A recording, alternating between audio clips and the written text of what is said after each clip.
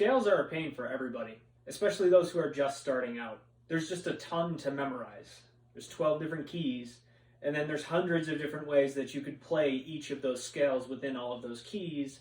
And then there's major scales and minor scales and chromatic scales and modes and etc., etc. It's a lot for somebody to take in. To help expedite learning scales in the beginning, I usually teach my students what are called the universal scale fingerings. And what they are is exactly what they sound like.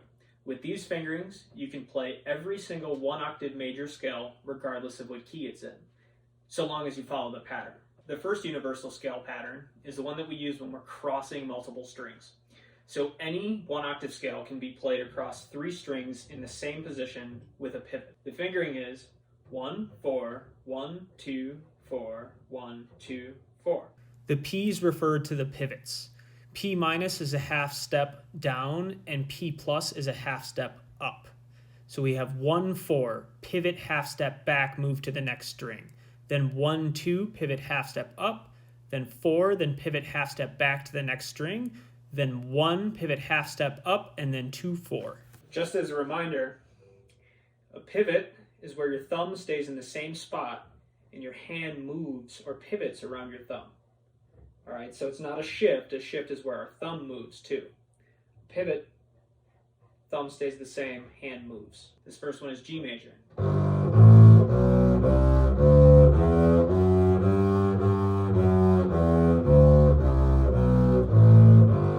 Now G major is one of the easier keys to play, but if we take that same pattern and put it anywhere, except for half position, we put it anywhere else on the bass, we can produce a major scale. So how about B major?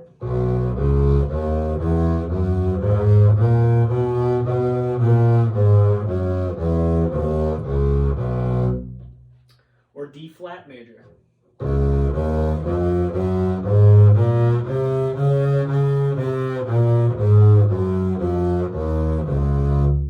The other universal scale fingering I teach is for up the string scales. So a scale that's all on one string. And the fingering for that is 1, 4, 2, 4, 1, 4, 2, 3. So A major is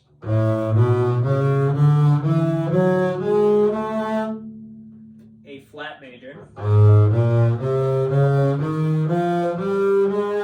Once we cross past the octave harmonic, all of our 4s turned into 3s.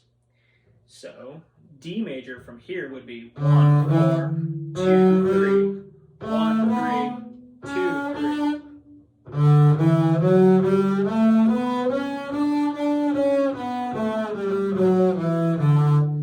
We take that same pattern, we move it back to the D string and play it on E flat.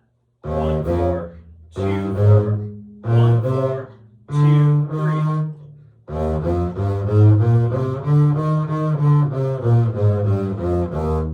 It even works on the E string.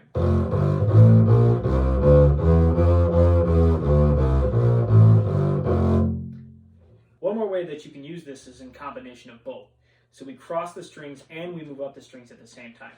So we take that same fingering and we're going to play the first 4 notes on the first string and then pivot back and then we play the next 4 notes on the next string.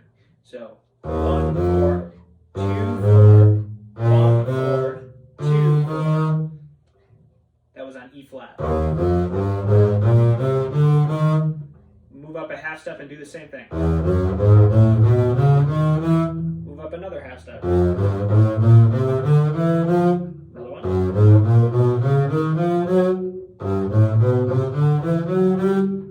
Thanks for watching. Hope you found that useful. See you next week.